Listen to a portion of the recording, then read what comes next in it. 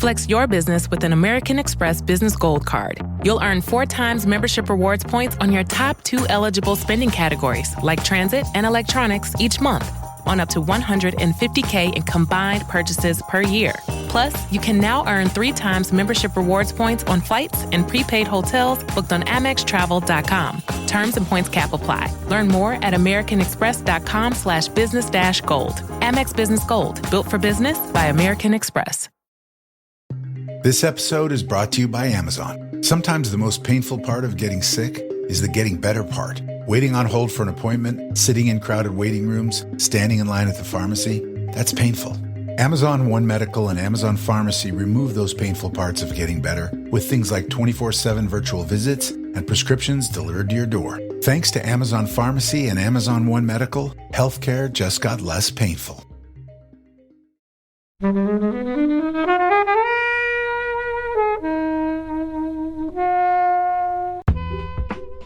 Editing's so snappy, the music's so snappy. I think the premise is completely inspired. Their fallout at the party is the most authentic moment of being a girl with teenage friends. It's really well done, and it's also just knockabout funny, and Gigi's the best. It's in the tradition of American graffiti, the big night in your life that you do not realise will be the night that you'll be reflecting on decades later. It really captured that beautifully. And then they realize, oh my God, we've never taken any risks. So that's it. It's like the final night that they've got together. They're going to take some risks. They're going to do some dumb shit. And that's it. That's the setup. Hello, film fans. Joining us remotely today, we have Ben. Hello. Robbie. Hello. And as always, Kobe. Hey. And we're here to review Booksmart. Thank you, as always, to the mighty people for their mighty, mighty tunes. And thanks to Ben from Rockwood Audio for his awesome editing skills. Please do remember to write a review and rate us on Apple Podcasts and anywhere you can do where you listen to the podcast, because it really does help us. And you can join in the conversation with us on Twitter at Flixwatcher Pod and on Instagram at Flixwatcher.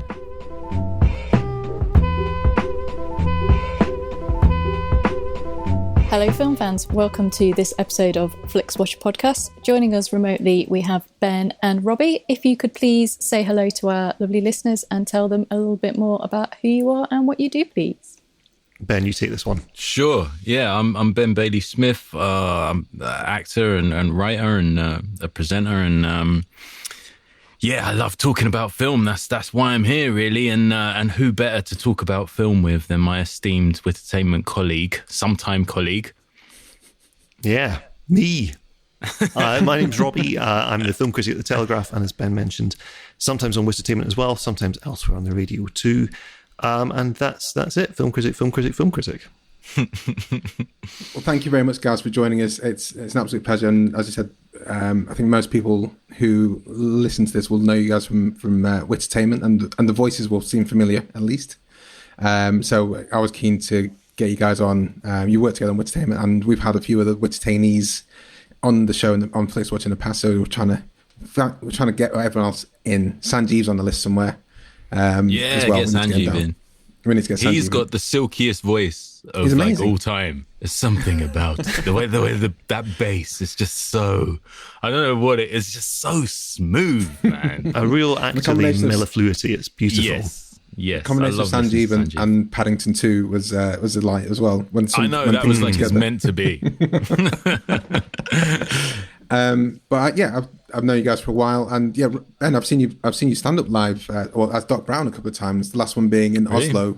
I think you're supporting Ricky Gervais. Oh my gosh, Oslo. That would have been like 2012. Yeah, 2012, 2011. Wait. Was it like a nightmare?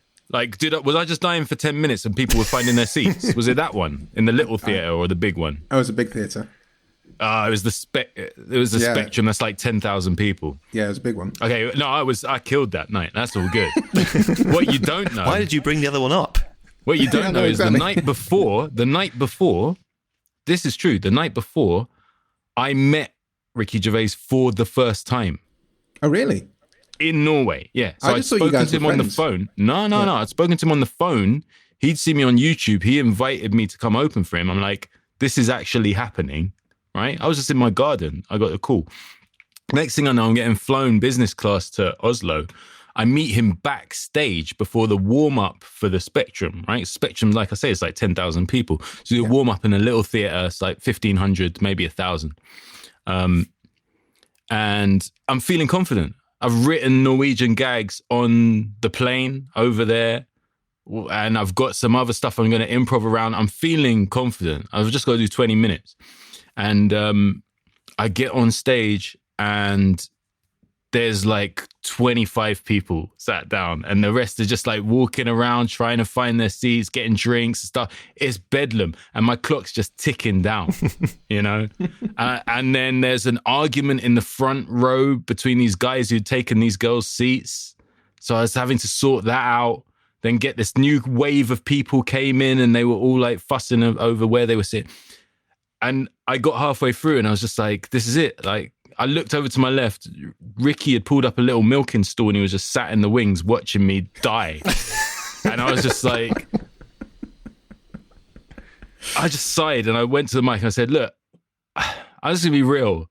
This is what's happening right now. So I told him that whole, you know, what I'd been through, you know, meeting Ricky Gervais for the first time is a big moment for me on a personal level and on a professional level for my career. And I'm fucking ushering. Do you know what I mean? And from there, like, I sort of had him and I kind of pulled it back. But we went for a beer afterwards, and that was it. That was the start of our relationship, and been friends ever since, and worked on, look, all the things we've done together since. Yeah. That was the very first thing ever. Can I ask, was there a Norwegian gag that you felt was underappreciated because of the general hubbub in the room? One of the specific ones. Yeah, maybe thinking that Yo Nesbo was a rapper. Don't think that went. That's good. Yeah. No love. That's good, guys. I like that. Yo Nesbo, very good. Well, we're here to talk about films. As we talked about Wittertainment, these guys know about films, as Robbie and Ben. Ben, you've chosen Booksmart. So can you tell us why you chose it and give us a synopsis in less than 60 seconds? Well, it was the one film that was left that wasn't on the list you sent me. No. Genuinely, I chose this film because my kids recommended it. And they've been recommending it for ages since they saw it. And I just haven't got round to it. So seeing that it was on Netflix, I thought, oh, perfect. And, and no one else had chosen it. So I actually watched it because my kids recommended it, and they know comedy. Like, they find the comedy that I find funny. And they really clock the stuff that I hate, they hate independently. It's not my, I haven't forced it on them. That. Yeah. So they show me stuff like, and I'm like, yes, like Andy Samberg, one of my daughters really put me onto Andy Samberg, so like... As part of Lonely Island or in separate? Bit of Brooklyn Nine-Nine and a bit of I Threw It on the Ground, so bit of both. But they know funny. So I was like, let's have a crack at this. Synopsis in 60 seconds? Mm-hmm. 60 seconds, okay. So there's two girls, Molly and Amy. They're about to graduate, but they've always been nerds. It's a high school in LA.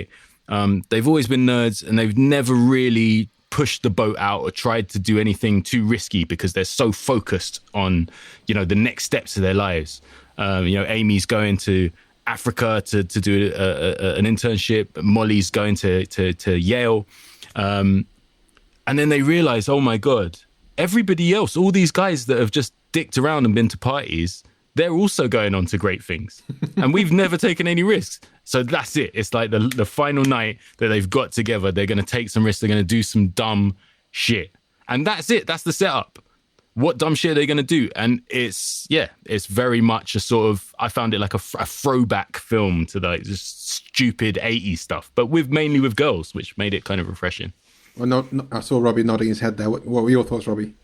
Yeah, I had actually missed this when it was released in the cinema. The weird thing about the Booksmart release was I think it came out the same week as two enormous things, wasn't it? It was like Aladdin and Rocketman or something like that. It was up against two serious crowd-drawing machines.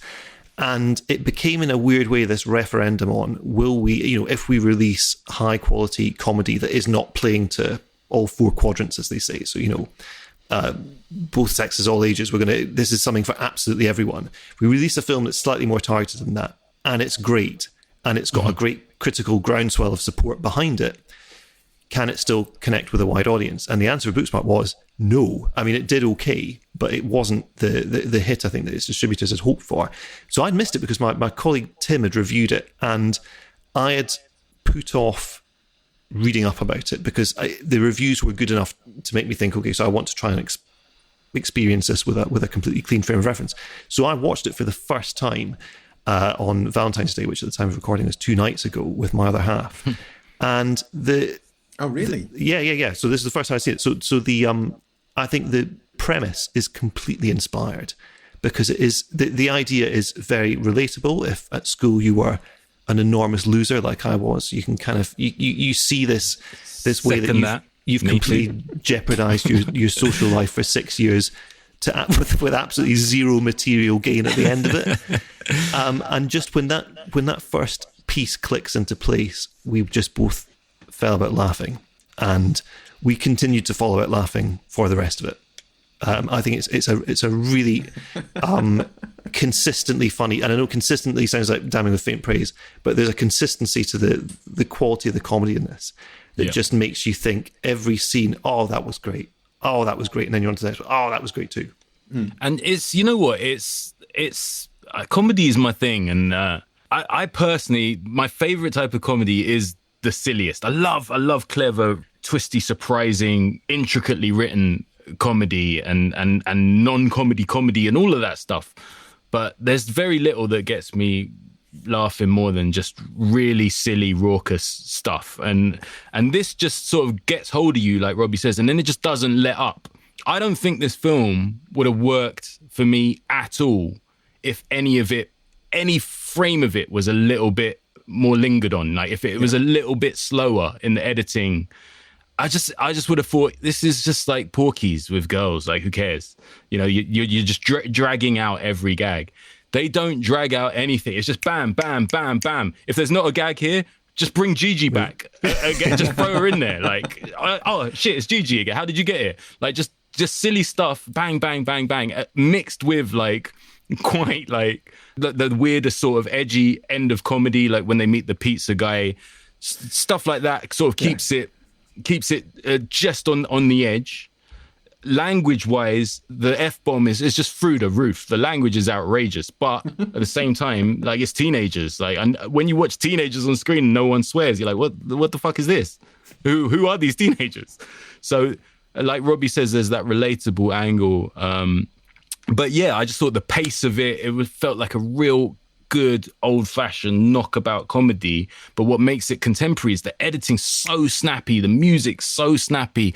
They build those characters so quick that when I was watching the end credits, it was like seeing the yearbook of your old friends, like each one getting the water balloon popping on their face. I was like, oh, that guy, that girl, oh, I loved him. Oh, he was so cool. Oh, he was so fun. I properly just became a teenager watching it. You'll know that by how many likes I've put in this review of the film. Helen, have you seen Booksmart before? Yeah, I didn't see it at the cinema, but I kind of caught it when it came onto, probably maybe Amazon before it came onto Netflix. And I was a bit disappointed because I did not love it as much as I was expecting to, and as much as it had been built up. There's a lot of things that I really, really do like about it. Like you've already just mentioned, Billie Lourd is amazing, and every time she's on the screen, she's amazing and exciting. But there's some other things, as particularly this time around watching it for the second time, which I think I can attribute to the fact that I'm quite picky with comedy anyway, and it's maybe a sign that I'm getting old and are therefore no longer going to enjoy things that kids enjoy or find cool or relevant. So I think that's probably part of me. But it was interesting this time around, I realised it's got 4 writers, so 4 people put this together, and I think that kind of shows in the writing. And I think some of the characters for me could have gone, and it could have made some of the others a little bit tighter, because there's a lot of kids who you kind of meet at the start and then they just kind of, you don't really come back to them, which I think chopping a couple of them out would have made the other ones a little bit stronger. So I really, really, really wanted to like this a lot more than I did in reality. And the music is so loud. Music is loud. This is a sign that Just obviously it's me an old person. I'm like, oh my God, another song. It just felt like a lot of music videos over and over again. And I understand that I sound like an 80-year-old woman. I'm sorry. 80-year-old women are probably not going to enjoy it. Or maybe they will. I'm not sure. Well, I mean, I'm definitely older than you, Helen, but I could see those elements, and I know exactly what you're saying. There's but I felt it needed to be noisy, loud, fast, super choppy to just keep that comedy going, because it's that level of comedy. This is not, Death of Stalin. Do you know what I mean? This is not cerebral comedy. It's knockabout, silly stuff. And with that stuff, you kind of have to keep it rolling. Do you know what I mean? And that's why it worked for me. If this had been in the hands of Judd Apatow or early Adam McKay, where it would just had the camera locked, sat there, and they would have riffed off people. It wouldn't have worked. All the energy would have gone from it. I agree with you with the energy, and in terms of the setup of the characters, I love how the first time you see Amy and Molly, they're doing their stupid dance. Amy pulls up in the beat-up Volvo. They do the stupid dances. Molly's coming down the stairs. I love to see, and they're doing all those kind of robotic moves, and that establishes their relationship and friendship just right there. And it's just, I love buddy films where it's just the love between two people is shared, and you can see it, and you know it's real, and know it's visceral. And I think this is one thing. This is Olivia Wilde's directorial debut, and I think that shows in how she's portrayed these women. Because I think a lot of people cast this off as the female Superbad. I think it's got a lot more to it than Superbad, where Superbad was just a bit more crass. This had one of the main characters was lesbian, and it wasn't played for nudity in any way. It was just kind of played for this is her life, and she's got equally those bits where she's scared to meet the person that she fancies. She's scared to talk to the person that she fancies. And she's got the same relatable anguishes that other people have, and I just really love that well-rounded nature that supplied us then with Gigi moments where she dives off the boat, and Jared who's just a bit of a loser, but also just really he's got low self-esteem but needs to feel like he's he was one of my favorite characters. I think Helen's probably right in maybe you could have a small cull, but if there was a cull, it would be more like just pulling back on the two gay kids with their sort of drama. I thought that was all pushed too far. The murder mystery, all of that stuff is too far, because kids just don't do that. If they missed out going to that house, that was a bit too much. But smaller characters like your man with the boat. I loved him. And maybe they turned him round too quick. But again, like I say, this was recommended to me by children. So I didn't go into it thinking it's going to be a cinematic masterpiece. I was very kind of ready for it to just be a lot of fun. And that it kind of served its purpose in that. If you talk about coming of age movies, like for me, it can't even come close to something like Kings of Summer. But it's they're trying to do something different. Do you know what I mean? There's a little bit of schmaltziness in this, but really they're just going, we're going to do some dumb shit. That's probably a line in the movie. Let's go and do some dumb shit. So it's, the lack of pretension to it, I think is another thing that helped me enjoy it for what it was, if that makes sense. But one thing I did want to ask you, Helen, because you got three men here talking about, it felt so relatable. From a woman's point of view, was there anything in there that rang true when you think about that age, that awkward age? 100%. Their fallout at the party is the most authentic moment of being a girl with teenage friends. Yeah, I found that powerful, that argument, especially the way they had the guts to just sort of fade it out, Mm-hmm. I think that's, this being a directorial debut of an actress, I think it's really interesting, because we often think of actors as being great directors of acting, but Olivia Wilde really brings a fully formed vision to this. She's the way she shoots her stars in close up is really beautiful. The way she kind of, as we've talked about, the kind of the pacing of it, the rhythm of the film is really, there's a lot of attention being paid to that. Even these little crazy forays into stop motion when they hallucinate themselves as dolls. I mean, it's a big swing, and it's not necessarily something you can imagine an actor who was trying to, having their first stab at directing doing. So I think it's got this really fully formed feel to it that I was really taken by. The other thing I want to say about the cluttered supporting cast, I really love this, and I think it goes back to what Ben said about this being like flicking through a yearbook. You know, people grab for Superbad because it was the most recent example, I think, of this kind of film. But for me, this is kind of it's in the tradition of American Graffiti or Dazed and Confused. It's this idea that it's the big night in your life that you do not necessarily realize will be the night that you'll be reflecting on throughout your 20s, your 30s, your 40s, and beyond.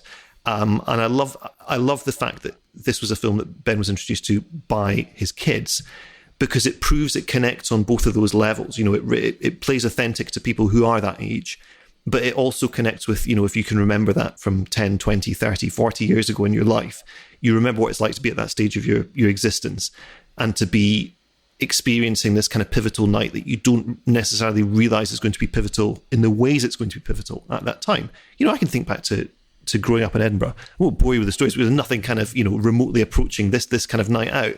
But those evenings that you kind of think, oh, well, let's go to this party, or let's, you know, do this, do that. And then it's the kind of experience that stays with you, you know, decades later. It really captured that beautifully. Those, when you said Days of Confused, that's absolutely right. And that's still one of my favourite films, Days of Confused, just the type of things you don't have now as an adult, as a 40-plus-year-old person. You don't just go to one place and then go to the next place with no kind of idea what's going to happen next. And one thing I do love about the film is that I felt so happy that Molly and Amy got to experience that at least once, because it would have been it would have been super sad if they couldn't. But also, I really love the conceit of this in that they thought they were, you know, hoity-toity, but also no, they were prejudging their schoolmates who were also on to Yale, who were getting six-figure salaries at Google straight away. Oh, it's no Apple, but, you know.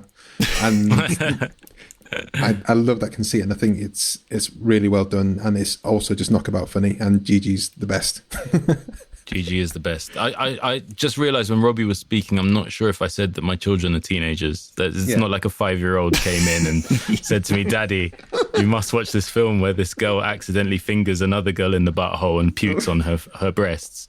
That didn't happen. My kids are teens, so everybody just calm down. Did anyone else start doing the mental maths when the kind of retro karaoke classic turns out to be Alanis Morissette, You Ought to Know?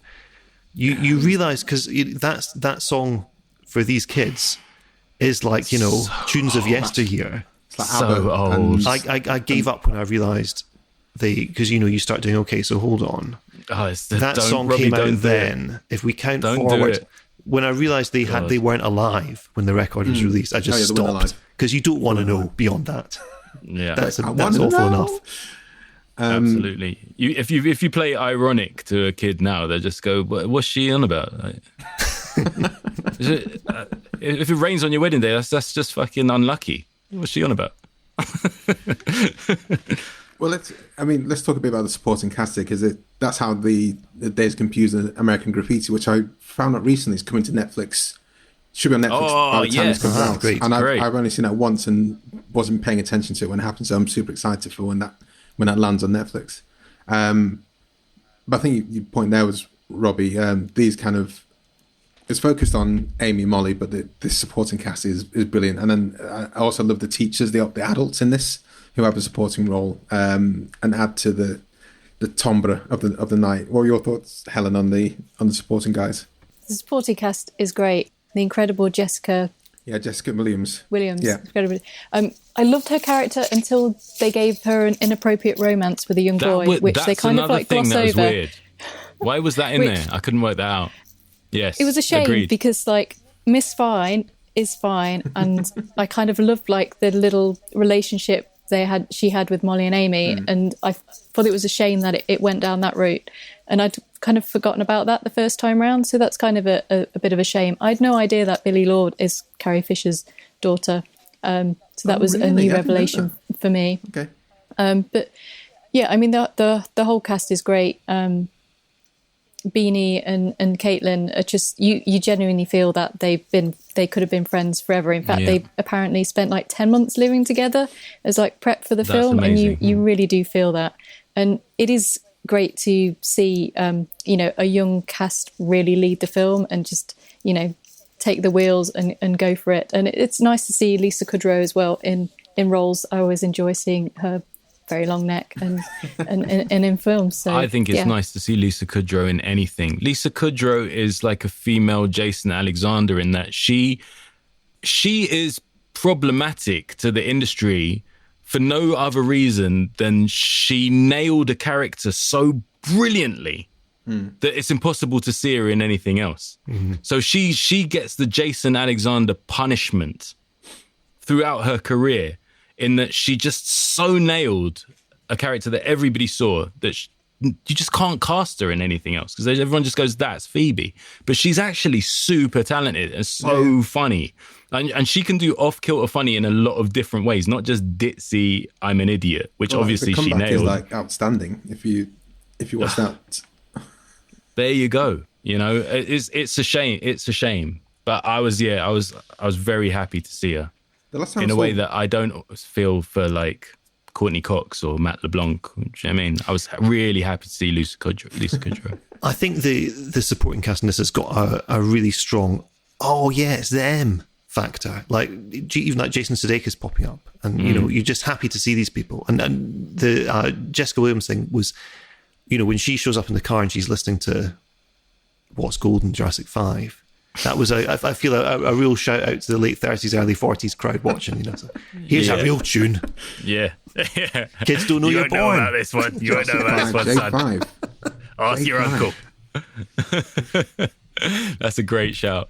But yeah, I think it's just it's and they're not, you know, they're not overplayed. They're there for as long as they need to be to make it. And actually, on the point of the film making them make these bizarre, awkward, sort of slightly stone and shoe like choices, like the inappropriate relationship, right? I think these are the kind of things that can make a film stick with you, even if it's something that irritates you in the moment. You know, it's the kind of thing your mind starts chewing over. So it's like if the oyster swallows the piece of grit, and that's required to make the pearl, right? You need these little irritating factors, and sometimes, you know, we were talking about Uncut Gems on the other podcast, and obviously that's a film full of irritations, and so your mind keeps turning over and chewing. But I think it's great that a film like Booksmart, which is being made in an ostensibly quite commercial genre, will make choices that, you know, okay, so here's something that may not sit with you particularly easily, but we're going to throw it in there. And the thing with the pizza delivery guy, it reminded me of a little bit. That made me laugh. Yeah, right. But it's like in Les Demoiselles de Rochefort, you know, the Jacques Demy musical, where suddenly it turns out the supporting character has been this, oh, we're not allowed to do spoilers. Okay, so it turns out a supporting character who seemed very innocent is not. And it's just this weird kind of like, what? And the film kind of glides on past it. And I love that it kind of was prepared to do those odd, jarring things in a way that, you know, because those are the ways that a film gets its hooks into you, I think.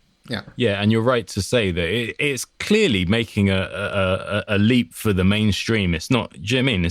This is not trying to position itself as some really weird indie thing that's just been discovered. It's got elements of that in the feel of certain bits, but it's for me, it's squarely like, this is going to be the teen romp of the summer. Like that's the vibe. And for that, I think it does really well. But I definitely agree with you, Helen. That teacher sideline threw me a little bit. Although it does happen. Whenever I see that in comedy, like, because 21 Jump Street, same thing.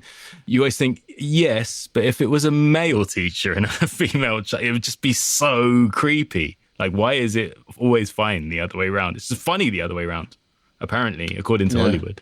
I never quite have that same reaction. But then maybe that's because I've got kids. Who knows? I don't know. But yeah, overall, I thought it was a hit rather than a miss. Before we head to the scores, if there's anything else you want to say as well, do say so now. But this year, I think it was 2018 it came out, and that was a good year for me for teen coming-of-age films. You had mid-90s come out then. I didn't like mid-90s at all. You didn't like it? So boring. Oh, mate. Nothing happened. It was so boring. Nothing does happen. So self-indulgent. It really irritated me, that film. And also, fell off the roof. Came out that What year. do you mean nothing He happened? fell off the roof. I think I might have been asleep by then. 8th Grade as well came out that year, which I that was really good. loved. Yeah. And I think as you get older, I'm glad I'm still related to these kind of stories and still fit in with those stories. And with Amy and they kind of have their redemption and people like them at the end, even though they kind of self-ostracize themselves. But it's those nights where you do find that you do suddenly become friends with people who you weren't able to connect with, and that's one thing I really took away from this as well. Yeah, anything else you guys want to say before we head to the scores? No, I think we're good. Let's go. Hello folks, I'm Sam. And I'm Martin. And every week for the last 5 years, we've got together to talk about the musician Tom Waits. He's a gravelly voiced singer that sounded like he doused his vocal cords in bourbon and set fire to them with a cigarette and wrote such classic songs as Way Down in the Hole, Downtown Train, Jersey Girl. He's also the gravelly voiced actor from films such as The Ballad of Buster Scruggs and Seven Psychopaths, both of which coincidentally are on Netflix and both of which Kobe and Helen have discussed here on Flixwatcher. So make sure you check those episodes out, and when you have a little bit of a taste for the magic that is Tom Waits, why not head over to songbysongpodcast.com or search for Song by Song in your podcatcher of choice to listen to a little bit more about Tom Waits.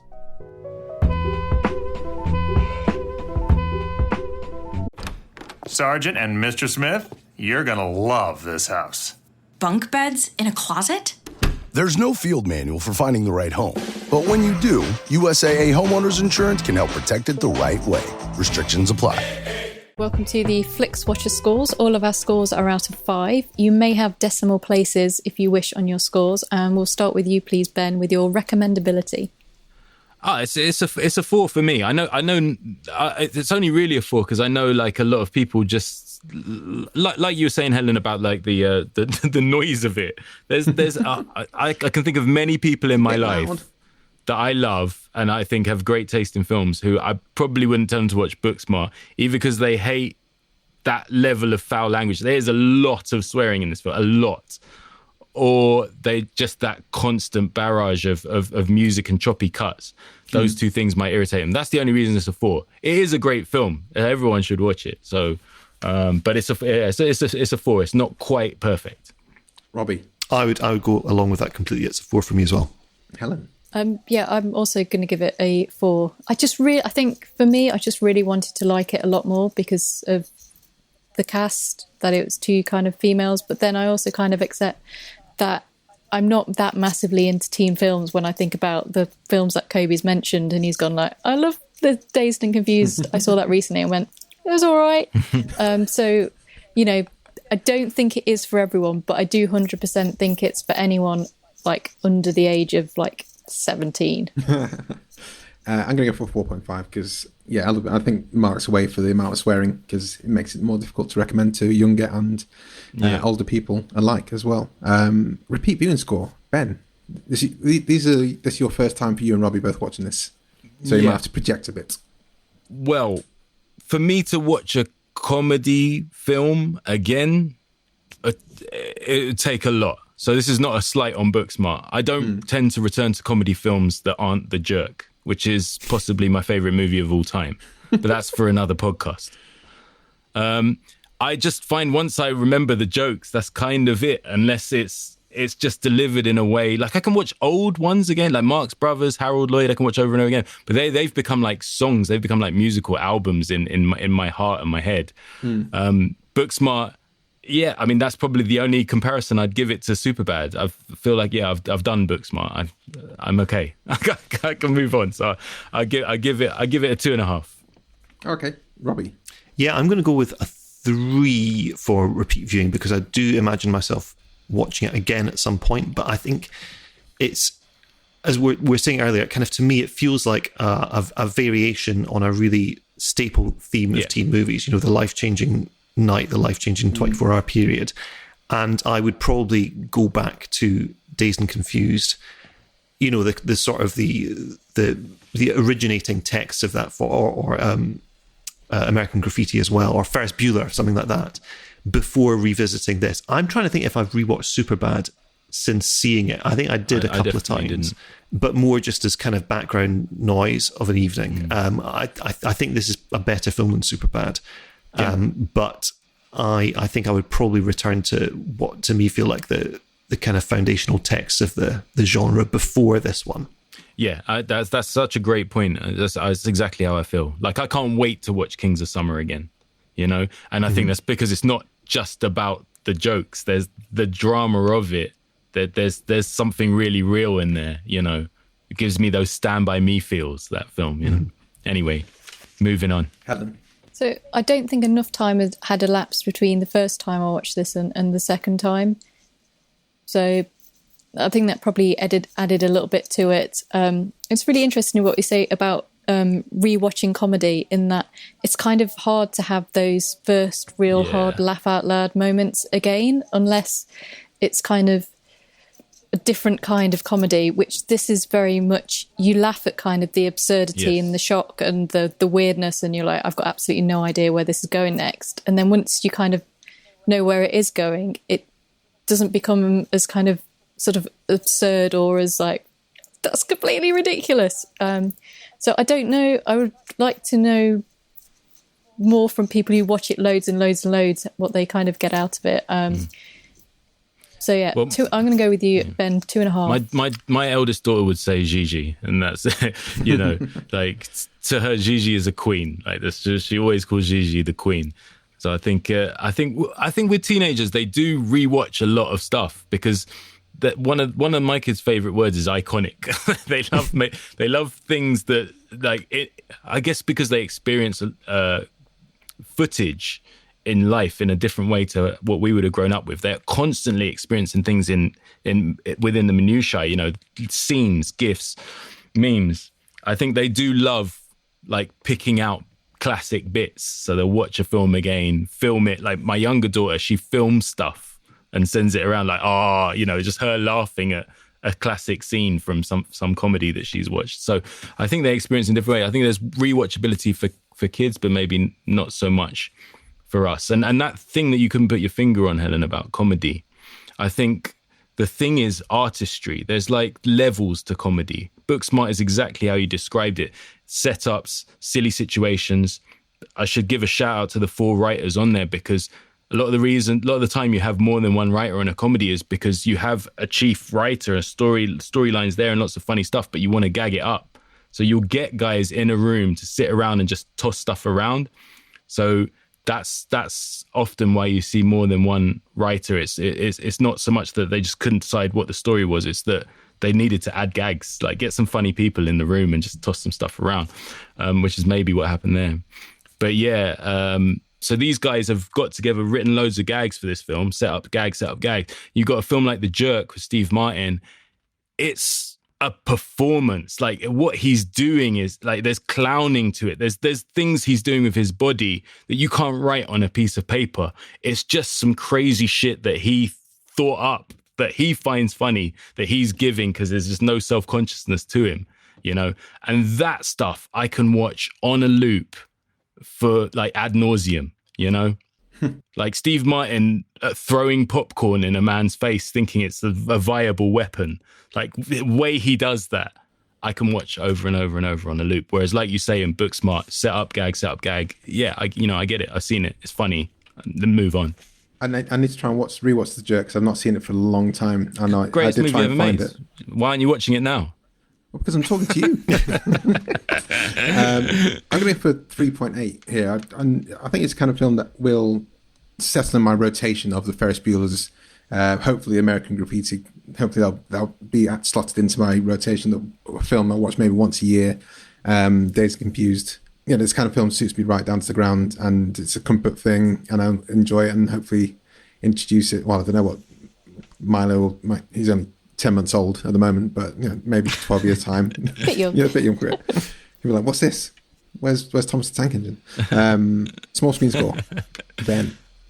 Well, you know, I'm not a huge fan of watching films on television screens or laptops in general. But with something like this, which is not, despite the fact it's in LA, there's not, sprawling vistas and landscapes and whatnot. It's one of those films that is absolutely easy to enjoy on a small screen. You could imagine it as a short comic series, you know, even. So, it suits the small screen fine. Doesn't do it any damage in my eyes. As a fan, I'd give it a 4. Robbie? Yeah, likewise. I've only seen it on the small screen. Didn't for a moment wish that I had seen it in the cinema, apart from that if I had done, I would have seen it a lot sooner. That was the only factor. I think it works really well on a small screen. Helen? Yeah, I give it a 5. I mean, I've seen it on the small screen only, and it kind of lends itself quite well to that. The only thing that I would say is I probably maybe would have enjoyed it more had I seen it at the cinema with a group of teenagers. Yeah. So maybe there was that element of missing. So if you're going to watch it, then, you know, get some beers in, get the friends around when you're allowed, or, you know, with company. Yeah, I think it's a great you'd show. have a bit more of a enjoyable experience. Yeah, I'm going to put 4.5 because I think I didn't see this in the cinema, and I think I just must have been overshadowed, as Robbie said at the top of the show, with I did see Rocket Man. I did see the other one that you said. I can't remember. That was Aladdin. I think was the same week. That was Which would you have rather have seen in the cinema though? Booksmart and Rocket Man was amazing. Yeah. So yeah, Rocket Man's a fantastic film. Yeah.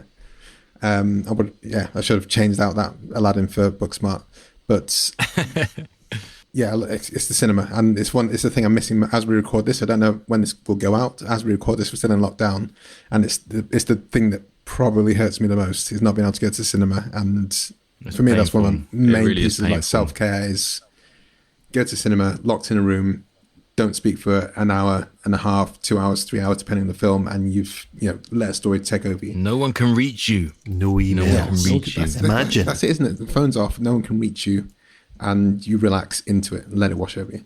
Engagement score for this film, for Booksmart, Ben. I'm going to sort of give this answer from the point of view of the young people that it's aimed at, and engagement-wise, I would say 4, because I think, even actually, let's go 4.5, because I think what it's trying to do, it absolutely achieves. The places it lost me, it didn't lose my kids. They were still with it right to the end, and would absolutely watch it again and again. So I think what it's trying to do, engagement-wise, is a 4.5. For me, it had me all the way through. Didn't check my phone, stayed with it. You know, I was proud of myself. So 4.5. Robbie, I'm going to say a 5. I think it's just it grabbed me from, as I say, from the moment the premise falls into place. I was on board and just coasted with it until the very end. I thought it was delightful, and I can easily imagine were this to be. I mean, not that I really watch broadcast TV anymore, but in this kind of now mostly hypothetical scenario when you can turn on telly late at night and join a film halfway through, I can easily see myself watching this to the end. Helen, it's an hour and 42 minutes. It's pretty zippy. It's when you think about like Apatow's 2.5 epic hour comedies, and how somehow in the couple of years ago, comedies somehow ended up being 2 hours plus, when really comedy should only really be about an hour and a half sustainable. Absolutely. So it's a good length and it zips along, but also it's kind of one of those films you could just kind of have on in the background and it doesn't have to command your attention to enjoy it. So I'm going to give it a solid 4.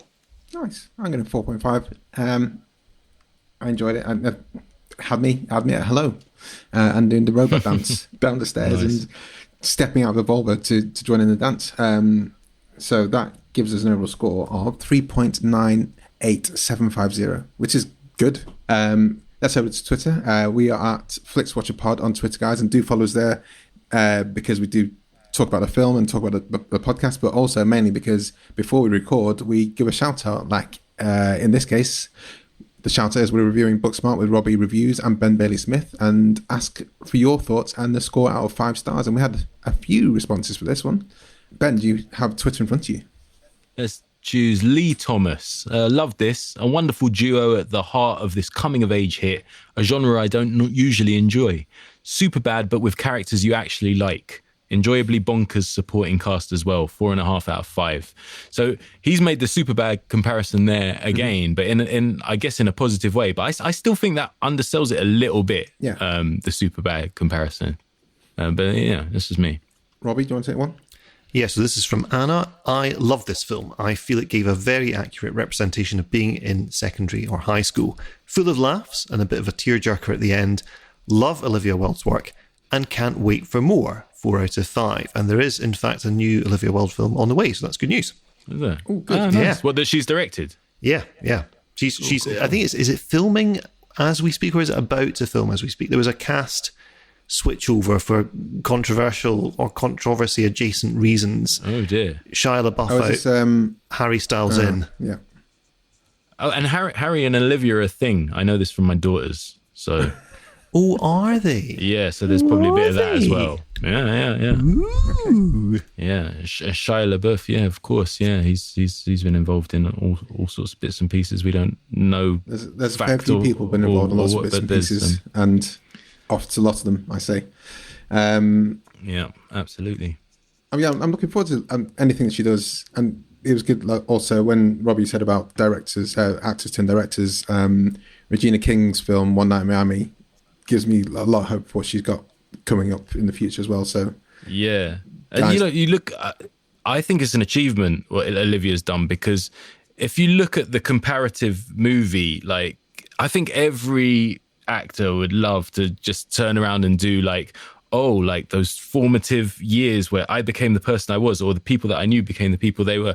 Like, I think if you get too close to that as a subject, you get what Jonah Hill did with mid-90s. And if you're able to keep some emotional distance, you get something way funnier, which is what I think Olivia Wilde produced here. So yeah, I was surprised to see it was by her. I had no idea. It was just afterwards I was talking about it with my 15-year-old, and she was like, "Oh, you know, it's the woman she's gonna marry Harry Styles, who made that film." I was like, "What?" And then did some research, and she was right. 1D connection. There you go. Shout out Harry. So this is from Liam H. Dempsey. One of the finest paeans to friendship ever presented on film. Truly joyous filmmaking and riotous fun. 4.5 stars. Yeah. Liam has very high standards. If this is one of the finest paeans to friendship ever presented on film, 4.5. You know, almost. Almost, but not quite. Brilliant. Didn't want to seem too excited by it. But I think he gets to the absolute nub of it when he says it's the filmmaking, but it's also the fun. You know, it feels authored. I mean, in a very good way, it feels like an authored piece that's got a coherent directorial view behind it. But it's also just a hoot. Yeah, absolutely. It's a hoot. They just keep it moving. Do really well. Just keep it moving. You know, they could have easily done Molly's house. What's Molly's house like? Let's see her parents, spend some time with her. So I haven't got time. Let's just get into it, man. Do you know what I mean? There's some parents. That's it. Let's move on. And Will Forte as well, who I thought those both parents were lovely. But yes, Robbie and Ben, can you tell us where we can find you online? Ben, you've got a book out about now. Tell people to go and... I've got a book out. I've got a book out. Cut all of those and splice them into the show at different places. I have a novel for older kids that comes out in June 2021 with Bloomsbury. It's called Something I Said, and honestly, I think is the best thing I've ever written, and one of the funniest things I've ever written. It's an out and out comedy, laugh out loud, hopefully on every page. It's got a heartwarming element to it as well, I suppose. It's like your classic family comedy. Do you know what I mean? Yeah. But hopefully, you know, new and different and innovative as well in its own way. And Robbie? Yeah, I've not written a book. In fact, I feel like I've comprehensively squandered the last 12 months. So I'll plug Ben's book again. Yay! Something I Said. You can find me writing film criticism in the Telegraph or at telegraph.co.uk and tweeting at Robbie Reviews. You know, if you stick them all together, those reviews, Robbie, it'll be longer than a book. That's what I was thinking. So you kind of have written a book. You could do a compendium. You could get a book out with minimum effort. Yeah. That's what Jeremy Clarkson used to do. Just I can't be bothered. You read them all, pick out my best 50, whack them in a book. The low effort book. That sounds really appealing. And the best thing is you can go back and change the reviews. So like the stuff you called wrong, you can go back and tinker. Yeah, nobody will look that up. I was right from the start. Exactly. Redact the wrong bits and put in the... Exactly. As I knew this film was going to become... Interchangeable stars. You can tap them and they change. Yes. And we've already got the name for your book as well, Robbie. It can be called Colin's Dictionary of Film. Oh, nice. So they can't sue you. This is irresistible. Who's just going to call Colin's not going to go for that. ... of film. I think a publisher's knocking on the door right now, Robbie. Thank you so much, guys. It's been an absolute pleasure, and it's been great. Thank you very much. Thanks so much for coming on. Cheers. Thank you. Bye. Thanks a lot. Enjoyed this episode of Flixwatcher podcast? Why not leave us a 5-star review on iTunes? You can also follow us at FlixWatcherPod on Twitter, and we're at FlixWatcher on Instagram. Thanks as always to the mighty people for their mighty, mighty tunes, and Ben from Rockwood Audio for his awesome editing skills. If you're looking to get your podcast edited as sweet as this, get in touch with Ben, and that's Rockwood, ROKK Wood Audio. Tell them Flixwatcher sent you.